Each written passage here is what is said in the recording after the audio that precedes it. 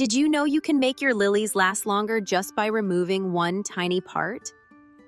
Inside each lily flower, you'll find 6 long filaments topped with dark, dusty tips. These are the anthers, and they hold pollen, the stuff that stains everything and shortens your lily's bloom time. Removing the anthers as soon as the flower opens can help extend the life of your lily. Why? Once pollen drops onto the petals, it speeds up wilting.